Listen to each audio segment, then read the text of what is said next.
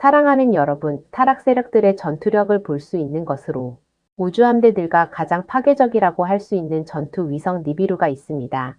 행성 니비루는 별처럼 고유의 체계를 갖추고 있는데 다른 점이 있다면 인공적으로 설계되어 제작된 체계라고 하는 점입니다. 또한 체계의 공정 궤도도 긴 타원형 형태를 하고 있어서 기형적이라고 할 수 있는데 주어진 특수 역할에 의해 그렇게 조율되었습니다. 행성 니비루는 은하의 평화 유지와 질서를 수호하는 전령사라고 하였습니다. 시리우스 B를 모기지로 해서 여러분들의 태양인 몬마시아를 축으로 한 궤도를 가지고 운영되고 있었습니다. 역할로 인하여 궤도의 양쪽 끝에 두 개의 축을 두어 임무의 공백이 생기지 않도록 하였고 그 계획에 의해 한쪽 끝에는 행성 니비루가 위치하였으며 반대편 끝에는 전투 위성 니비루를 배치하여 운영한 것입니다. 예수와 멜기세덱 시대에는 행성 니비루가 방문하였으며 현 시대에는 전투 위성 니비루가 방문하고 있는 것입니다. 태양을 보면 아시겠지만 28일의 공정 궤도를 가지고 태양을 돌고 있는 것이 바로 전투 위성 니비루입니다. 전투 위성 니비루는 여러분들의 성서에도 등장하는데 보겠습니다. 셋째 천사가 나팔을 불었습니다. 그러자 하늘로부터 큰 별 하나가 횃불처럼 타면서 떨어져 모든 강이 3분의 1과 샘물들을 덮쳤습니다. 그 별의 이름은 쑥이라고 합니다. 그 바람에 물의 3분의 1이 쑥이 되고 많은 사람이 그 쓴물을 마시고 죽었습니다. 여기에서 별의 이름을 쓴 쑥이라고 한 것은 그만큼 인류들에게 고통을 안겨주기 때문에 그렇게 표현한 것입니다. 쓴 쑥으로 전해진 전투 위성 니비루는 자신의 역할을 위해 태양 뒤에서 머물고 있는데 자체적인 시스템으로 운행하기 때문에 여러분들이 알고 있는 운행 주기를 따르지 않습니다. 그러나 모든 계획에 따라 정확한 시점에 역할을 하게 된다는 것입니다. 예정된 태양 폭풍을 일으키는 역할도 있기에 태양 뒤에 머물고 있는 것입니다. 또한 행성 지구와 관련된 계획에도 주도적으로 역할을 할 것입니다. 전투 위성 니비루는 마르둑의 아들인 나부가 사령관으로 있습니다.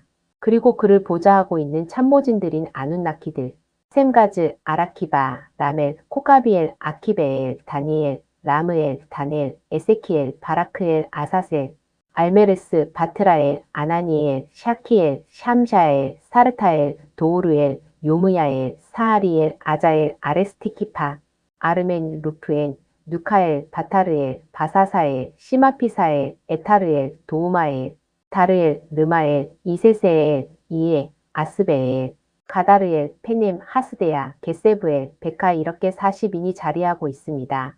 이들은 과거 행성 니비루가 행성 지구에 들어와 금이 있음을 처음 발견하였던 알라루의 손자인 쿠마르비가 아누를 향해 반란을 일으켰을 때 그를 옹호하였던 아누나키들로서 이기기 우주정거장과 화성기지에 근무하던 요원들이었습니다. 알라루가 아누에게 빼앗긴 왕권을 되찾기 위한 운동에 참여한 아누나키들이었는데 후일 마르둑이 거사할 때에 함께 참여한 핵심들이었습니다.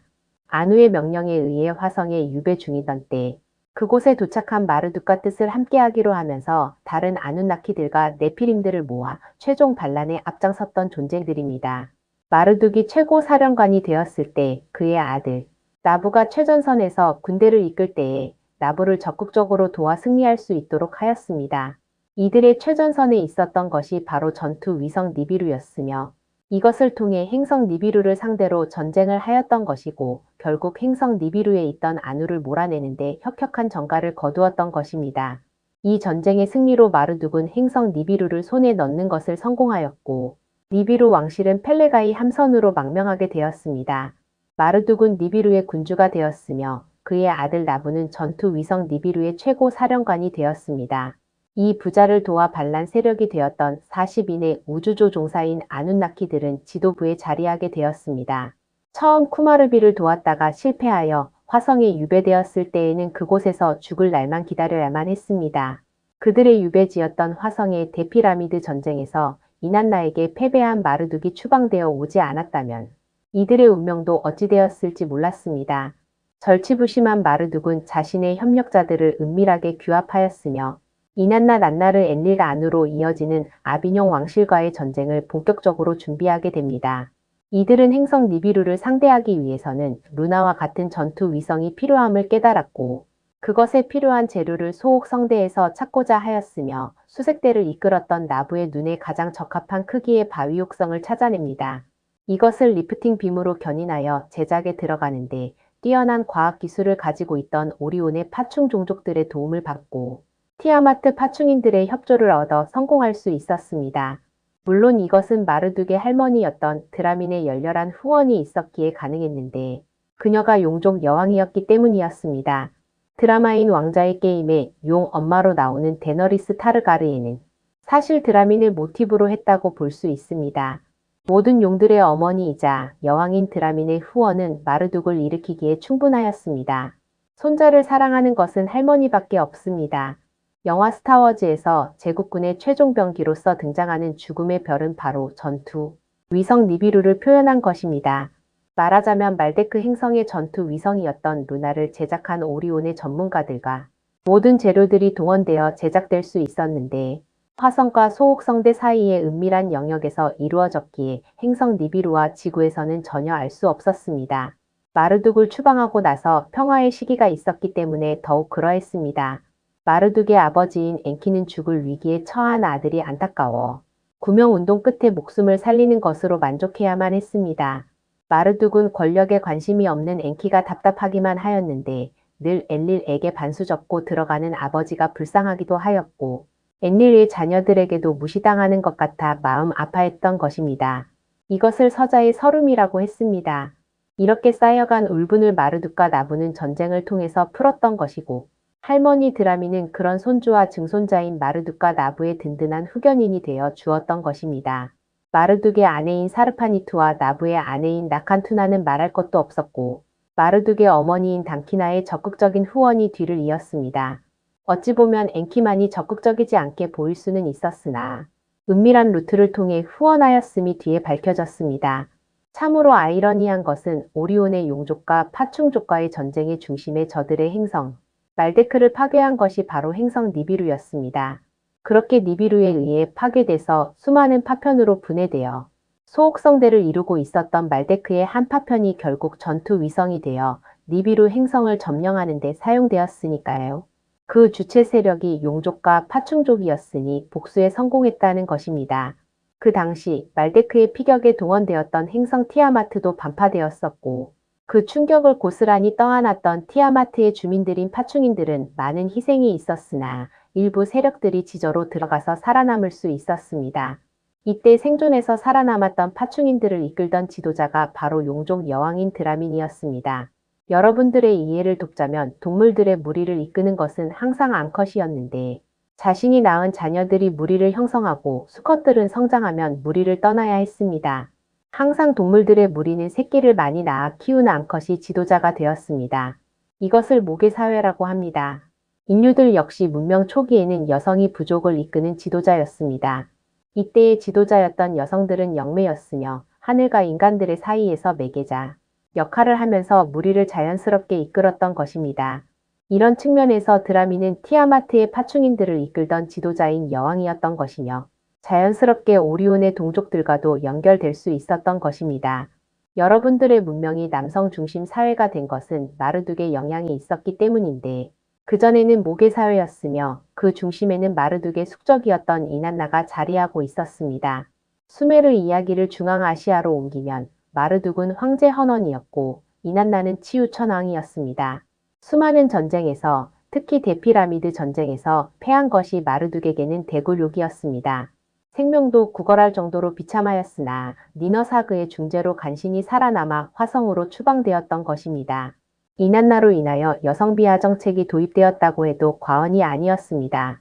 행성 지구의 군주였던 엔릴의 모든 주권을 빼앗은 마르둑은 한풀이를 하듯이 지구의 인류들에게 자신의 뜻을 펼쳐나간 것입니다. 모계사회는 와해되었으며 철저하게 남성 신이 중심이 된 남성사회를 정착시킨 것입니다. 마르둑과의 전쟁에서 패한 아누 엔릴 난나르 이난나는 지구에서 누리던 신들로서의 모든 지위도 빼앗겼으며 행성 니비루의 권좌에서도 물러나 그 옛날 라이라 아비뇽을 탈출할 때에 타고 나왔던 함선 펠레가이로 쫓겨갔던 것입니다. 이로써 플레이아데스 인류들을 대표했던 아누는 오리온을 대표하는 용족과 파충족과의 전쟁에서 패한 것입니다.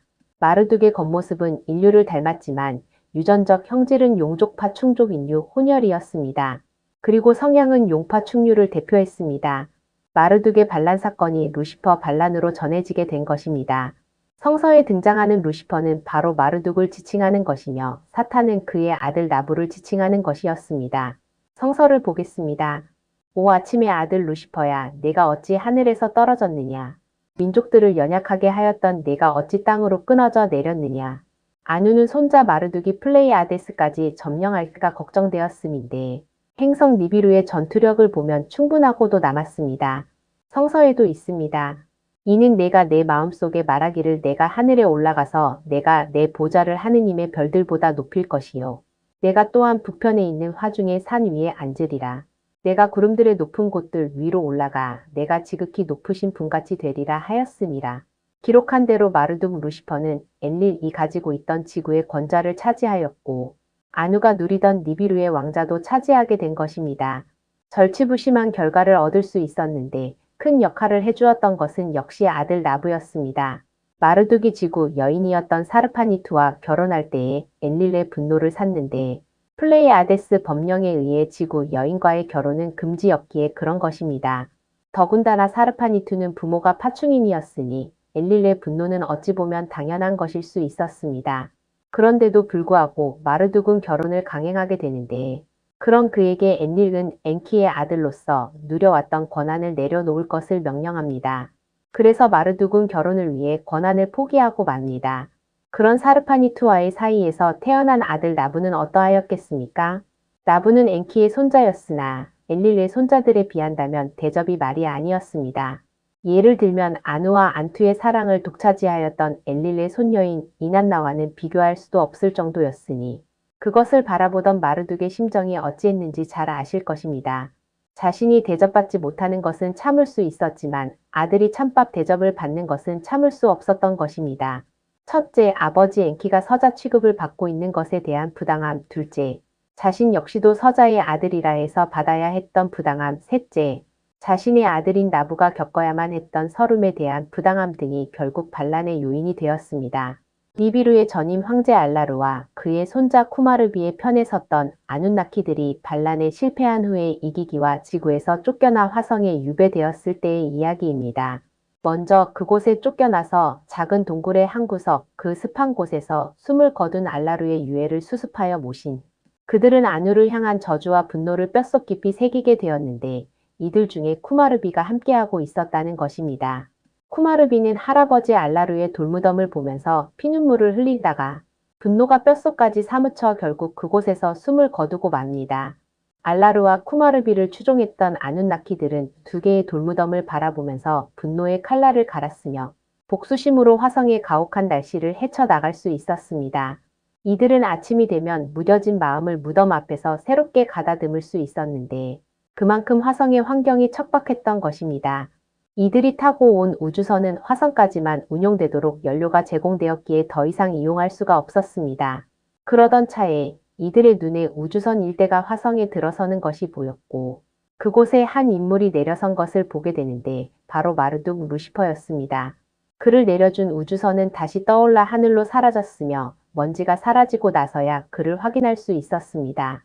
아누나키들은 그를 달가워하지 않았는데 그가 아누의 손자였기 때문이었습니다. 그래서 그들은 지켜보기만 할 뿐 다가서지는 않았습니다. 그들이 지켜보던 와중에 마르둑은 한결같이 아침이 되면 아눈나키들의 의식 알라르와 쿠마르비를 위한 추모 의식이 끝나고 자리를 피하면 그곳에서 둘을 위한 참배 의식을 행하였던 것입니다. 그 모습에 가식이 없음을 알게 된 아눈나키들이 드디어 마음의 문을 열게 되었고 그를 받아들이게 됩니다. 마르둑 역시 자신들처럼 유배당한 것이라고 알았으며 아누를 향한 복수의 칼날을 갈고 있음을 알게 되었습니다. 그들은 서로 뜻을 같이 하기로 하였고 알라르와 쿠마르비의 유해 앞에서 맹세하기에 이르렀습니다. 그러나 척박한 화성에서 할 수 있는 것이 거의 없었습니다. 그러던 차에 나부의 연락을 받게 됩니다. 나부는 아버지 마르둑과 따로 격리되어 루나에 구금되었습니다. 저들의 감시가 소홀한 틈을 타서 긴급비상 채널을 통해 연락을 시도했던 것입니다. 연료가 없어 운행할 수 없었던 우주선에 무선 채널이 살아있었고 그 사실을 알게 된 나부가 연락을 시도한 것이었습니다. 이렇게 해서 복수의 날을 위한 계획이 시작될 수 있었는데 사실 용족 여왕 드라민의 도움이 있었기에 가능했던 것입니다. 손자인 마르둑을 향한 사랑이 매우 컸었기에 그랬습니다. 아누와 정략 결혼을 한 드라미는 자신의 아들인 엔키가 장남인데도 차남인 엔릴에게 모든 것을 빼앗기고 사실 아프리카를 받았지만 엔릴이 중요한 것은 다 차지하였으며 가장 중요한 플레이아데스 장자권을 가지게 된 사실에 분노하였습니다. 자신은 첩이 되고 아들 엔키는 서자가 되었던 것입니다. 드라민이 정략 결혼을 허락한 것은 행성 니비루의 위기 상황 때문이었는데 니비루의 주민들이 죽어가는 것을 두고 볼 수는 없었습니다. 자신도 파충인들의 어머니로서 과거 티아마트의 반파 사건이 있었을 당시에 수없는 주민들이 죽는 것을 보았기 때문에 그 슬픔이 무엇인지 잘 알았기 때문이었습니다. 물론 가해의 당사자였던 아누와 그 주민들을 돕고 싶은 마음은 추호도 없었지만 주민들의 죽음을 보는 순간 어머니로서의 모정이 복수심을 가라앉게 했던 것입니다. 니비루인의 생명을 구하기 위해서 반드시 필요한 금은 티아마트에 충분히 있었지만 행성과 행성의 문제였기에 협정이 필요했던 것입니다. 그렇게 해서 찾아낸 방법이 바로 정략 결혼이었습니다. 과거 오리온과 플레이아데스의 전면전을 예방하기 위해서도 두 진영 사이에 정략 결혼이 있었습니다. 오리온의 엘로힘 여호와랑 플레이아데스의 데빈의 딸이었던 조슈아와의 정략 결혼이 있었는데 이 결혼으로 전쟁은 중단되었으며 두 진영에는 평화가 찾아왔던 것입니다. 니비루와 티아마트 사이에서도 반목을 접고 서로 간의 평화를 받아들이기로 하면서 티아마트에서는 금탐사와 채굴을 허용하게 됩니다. 여러분도 아는 대로 아누와 드라민 사이에서는 엔키라는 아들이 태어났으며 플레이아데스 인류 티아마트 파충인의 혼혈인이 태어난 것입니다. 엔키는 두 사람 사이의 장자였으며 첫 아이였습니다. 티아마트에서도 드라민 여왕의 첫 왕자가 태어난 것입니다. 이 아이가 자라 티아마트에 들어올 때에는 파충인들의 열렬한 환영이 있었으며 금 채취를 위한 도움의 손길들도 있었던 것이었습니다. 파충 종족 왕자인 엔키는 그렇게 존경의 대상이 되었습니다. 파충인들이 존경하고 사랑한 왕자 엔키는 당연히 티아마트의 군주라고 여겨졌습니다. 그것은 당연하게도 여왕 드라민의 장자였기 때문입니다. 그랬던 것이 한순간에 무너진 것이었으니 표현이 적절한데 굴러온 돌이 박힌 돌을 파내고 그 자리를 차지한다가 일어났던 것입니다. 듣도 보도 못하던 엔릴이라는 인간이 티아마트의 군주가 되었던 것입니다. 니비루인들에게 서자 취급을 당한 왕자 엔키의 처지를 보면서 파충인들은 분노를 금치 못하였습니다. 플레이아데스인들을 믿고 신뢰하여 받아준 자신들이 한심스러웠으며 그런 자신들을 기만한 인간들이 죽도록 미웠던 것입니다. 그러던 차에 엔키의 아들인 마르둑이 비참한 처지에 빠지는 것을 보면서 파충인들의 분노가 터지게 되었던 것입니다. 니비루인들을 티아마트에서 몰아내자는 운동이 불길같이 일어났던 것입니다. 이 모든 과정들이 라이라에서 처음 시작되어 오리온을 거치면서 태양계까지 이어졌던 것입니다. 마르둑이 최후의 전쟁에서 승리할 수 있었던 것은 파충인들과 공룡인들의 인류를 향한 혐오가 그 바탕이 되었다고 볼 수 있었습니다. 특히 자신들이 숭배하는 용족 여왕인 드라민에 대한 멸시라고 받아들였고 왕자 엔키에 대한 무시라고 받아들였으며 마르둑에 대한 경멸이라고 받아들였습니다. 그리고 전체 파충 종족에 대한 전면 도전이라고 받아들이게 되면서 그 어떤 중재도 받아들여지지 않을 정도로 최악으로 변하였던 것입니다. 마르둑의 화성으로의 추방과 나부의 루나로의 추방이 분노의 기름을 붓는 효과가 일어나게 된 것이었고 여왕 드라민의 자존심에 깊은 상처를 내게 한 조치였습니다. 아누가 자녀들의 싸움에는 크게 개입하지 않으려는 행동을 취하게 되면서 오히려 엔릴에게 힘을 실어주는 분위기가 연출되었으며 니비루 위원회에서도 플레이아데스의 적장자인 엔릴의 손을 들어주었던 것이 두 진영의 불화를 더욱 심화시켰던 것입니다. 행성 말데크의 파편이 죽음의 별로 태어나는 데에는 파충 종족들의 전폭적인 지지와 협력이 있었다는 것입니다. 최신 과학 기술들이 총동원되었고 최정상의 요원들이 자리를 빛낸 것입니다. 오리온에서 특수부대 출신들과 블랙리그가 마르둑을 지지하여 참여하게 되면서 전투 함대들이 많이 늘어났던 것입니다. 행성 니비루가 전열을 갖추기도 전에 전면 기습을 감행한 마르둑 루시페리안과 토트 엔카 제펠리움과 드라마 사타니안과 오리온 렙틸리안 드라코니안 제타인들의 동맹인 엔카라 동맹과의 전투에서 패하게 되었고 아누는 권좌에서 쫓겨나 망명길에 올랐던 것입니다. 티아마트에서 일어난 플레이아데스와 오리온의 대리전에서는 오리온이 승리하게 된 것입니다. 마르둑 루시퍼는 전쟁의 승리로 티아마트 화성 행성 니비루 위성 니비루의 주인이 되었으며 행성 니비루와 전투 위성 니비루의 궤도를 수정하여 반주기마다 태양계에 들어설 수 있도록 하였습니다. 그리고 명왕성의 전초기지를 두어 우리의 개입을 감시하게 된 것입니다. 인류들은 더 이상 티아마트의 주인이 아니었으며 파충 종족과 용종족에 의해 유란시아로 이름이 바뀌게 되었습니다. 엔키에 의해 창조된 아다파의 후손들은 어차피 행성의 주인이 아니었으니 타락 아누나키 종족들과 타락 파충종 용족들이 주인이 되었던 것입니다. 이들에 의해 모든 역사들이 날조되었고 거짓 종교들이 도입되었으며 천사 인종들이 살해되었습니다. 인류들 전반에 걸쳐서 혼혈이 이루어졌으며 상승 체계도 파괴되어 행성을 벗어날 수 없도록 윤회와 인생 프로그램이 적용되었습니다. 인류들은 사는 동안 거짓 신들을 모시고 죽음을 겪어야 했으며 하늘에 있는 전자교도소에 갇혀 있으면서 수없는 물질 인생들을 살아왔던 것입니다. 이것이 바로 다람쥐 쳇바퀴라고 하는 것인데 전체 인생에 대한 모든 기억들을 제거하였고 살았던 인생의 기억도 하늘에 가면 모두 지워 버렸기에 무의미한 인생 바퀴들을 돌고 또 돌았던 것입니다. 여러분들은 지구라고 하지만 마르둑 루시퍼에 의해 유란시아로 불리게 되었습니다. 그전에는 티아마트였습니다. 전투 위성 니비루 워무드는 육각형 형태로 제작되었는데 우주에서의 활동을 위해 외관을 둥그런 모양을 취하게 하였습니다. 그래서 이것을 알고 있는 일루미나티 인류들은 블랙 큐브라고 부르고 있습니다. 그리고 궤도 주변에 작은 큐브들이 회전하고 있고 모두 7개가 소속되어 있습니다.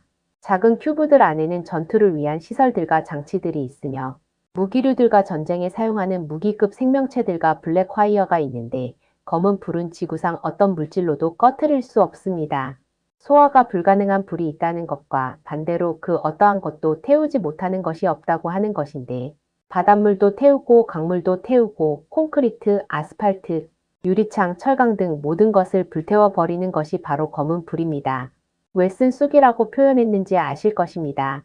바닷물과 강물과 샘과 호수에 불이 붙은 동안에 독성 물질이 퍼져나갈 것인데 청산가리의 수천 배의 독성을 가지고 있습니다. 한번 불이 붙으면 결코 꺼지지 않으며 비가 오면 더 잘 불이 붙고 바닷물과 강물들과 육지들을 모두 태울 것입니다. 3일의 어둠이 오면 결단코 집 밖으로 나가지 말라고 경고하였습니다. 죽음의 천사들이 돌아다니면서 건물 밖에 다니는 인류들을 죽인다고 하였습니다. 이때의 거리를 돌아다니는 인류들을 죽이는 죽음의 천사는 바로 키메라입니다. 이 동물을 마주치게 되면 너무 무서워서 기절할 것이고 그런 인간들을 그 자리에서 죽일 것입니다. 어둠 속에 소리 없이 다닐 것인데 인간 냄새를 10km 밖에서도 맡으며 인간이 내는 소리도 10km 밖에서 들을 수 있습니다. 특이한 점은 한국인들이 잘 아는 장산범을 닮은 특기를 가지고 있는데 인간 목소리 흉내를 완벽하게 구현해 낸다고 하는 것입니다. 그래서 문 밖에서 가족들과 지인들의 목소리를 흉내내어 잠긴 문을 열도록 한다는 것이기에 정신을 똑바로 차리지 않으면 속아 넘어간다는 것입니다. 냄새를 통하여 유전자 정보를 수집해서 가족 관계를 알아낸다고 하는 것입니다. 또한 살상을 통해 수집한 유전자 정보를 이용하여 주변 가족들의 유전자 정보들을 채집할 수 있기 때문에 너무나도 쉽게 목표물들을 찾아낼 수 있다는 것입니다. 이런 것들이 가능한 것은 인공지능을 활용하기에 그런 것입니다. 키메라는 생명체와 인공지능이 결합하여 탄생한 생체병기이며 과거 우주전쟁에서도 혁혁한 공을 세웠습니다. 인류들은 결코 단 한 번도 경험한 적이 없었기에 집단 공포에 휘말릴 것입니다. 3일의 어둠 기간에 집 밖에 돌아다니는 인간들을 키메라의 꼬리 부분에 있는 강력한 독침을 통해서 온몸을 마비시킨 후에 생체 정보를 수집하여 가족들을 찾아내고 그렇게 인류들을 청소하는 것인데 반드시 죽여야 하는 유전자 정보를 확보하여 활동한다는 것입니다. 거대 곤충인 황충이 준비되어 있는데 이 황충 무리가 대지를 휩쓸고 지나가면 초록나무들과 풀들이 모두 사라진다고 보아야 합니다. 이 황충은 연구소에서 유전자 변형을 통해 만들어진 인조 생명체로서 행성의 식물계를 파괴하기 위해 개발되었습니다. 특이한 식성을 가지고 있어서 가리는 것 없이 푸른 식물들은 모두 먹어 치운다는 것과 주파수를 통하여 통제하기에 어둠에 의해 조종된다고 하는 것입니다. 이 황충들이 지나간 곳은 마치 겨울에 눈 덮인 광야를 보는 것처럼 아무것도 남아있지 않다는 것입니다. 살아있는 인류들은 먹을 식물들이 모두 사라져 생존 자체가 매우 어려울 것입니다. 성서의 네피림으로 알려진 거인족들이 최후의 전쟁을 위해 특수군대로서 훈련되어 있습니다. 마치 반지의 제왕에 등장하는 트롤처럼 그리스 신화에 나오는 타이탄족처럼 발의 크기가 1m이고 신장은 3m가 넘는 크기를 자랑하고 있는 괴물들인데 여러분들이 가고일로 알고 있는 생명체들도 있습니다. 그리고 전투용 안드로이드가 있고 로봇이 있습니다. 그 외에 다양한 전투용 장비들과 시설들이 있다는 것입니다. 전투 위성 니비루는 마르둥 루시퍼의 아들인 나부가 선장이자 사령관으로 있습니다. 마르둥 나부가 최후의 전투에서 주요한 역할을 한다고 보아야 합니다. 행성 유란시아의 군주가 된 마르둥 루시퍼는 플레이아데스 법령을 없애버리고 오리온 법령을 적용시켰습니다. 여성 중심 문명을 없애고 남성 중심 문명을 정착시켰습니다. 여신 숭배도 철폐되었고 신전도 파괴되었으며 여사제들도 쫓겨나 창녀로 신분이 격화되었습니다. 모든 인류 문명과 사회에 그러한 조치들이 이루어졌으며 기록물들도 변조되었고 날조되었습니다. 여성들은 남성들의 전유물로서 추락하게 된 것입니다. 이것이 여러분들의 잃어버린 역사입니다. 왜 허스토리가 아니라 히스토리가 되었는지 아시겠습니까? 레이디스 앤 젠틀맨이라고 하는 것이 마치 여성을 존중하는 것처럼 보입니까? 지금의 페미니스트 운동이 여권 신장을 하는 것입니까? 모두 눈 감고 아웅하는 시기라고 합니다. 이것을 성취시키기 위해서는 인류 모두가 5차원 의식으로 거듭났을 때에 가능하다는 것입니다. 육체적 성정체성과 정신적 성정체성과 의식적 성정체성이 조화를 이루고 균형을 이루어야 나며 연함이 조화를 이루게 되는 것인데 현재의 여러분들은 과도기를 지나고 있다는 것입니다. 마르둥 나부는 남성 중심 사회를 이끌어 왔습니다. 과거의 문화로 다시 회귀하는 것이 아니라 완성을 이루려고 하는 것으로서 그 중심에 여러분들의 무의식 속에 심겨있는 부정한 것들을 모두 밖으로 끄집어내려는 것이며 그것을 위해 전투 위성 니비루스기 태양에서 대기하고 있는 것입니다. 2017년 9월 20일에 태양계에 진입해 들어왔습니다. 정상적인 진화 연대기를 통해 상승하는 인류들이 하나, 강제로 지구에 가두어진 인류들이 둘, 깨어나는 인류들을 돕기 위해 들어온 인류들이 셋, 새로운 주기에 맞추어 새 세상을 열기 위해 들어온 인류들이 넷, 모든 기준에 부합되지 못하는 인류들이 다섯, 어둠의 인류들이 여섯, 어둠을 돕는 인류들이 일곱, 이렇게 일곱 부류의 인류들이 있어서 7단계의 트랙을 준비하였으며 나머지 5단계는 세부적으로 나뉘어 준비하였습니다. 여러분들은 양극성 개념으로 세상을 바라보고 있습니다.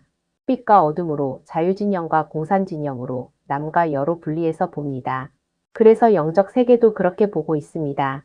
어둠의 세력은 여러분들의 깨어남과 상승을 돕는 역할 그룹이 있고 본질적으로 타락하여 인류들의 깨어남과 상승을 방해하고 오히려 타락으로 이끌거나 모두 소멸 대상으로 여겨 그렇게 하고 있는 그룹들이 있다는 것인데 이들이 바로 UIR 세력들입니다.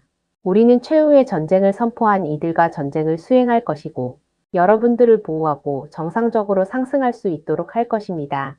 계획을 벗어나 일어나는 것은 없을 것인데 홀로그램으로 모두 세팅되어 있기 때문입니다. 해킹 프로그램과 시스템 바이러스 등도 전체 프로그램의 일부라는 사실입니다. UIR도 그런 기준에 의해 준비된 프로그램입니다.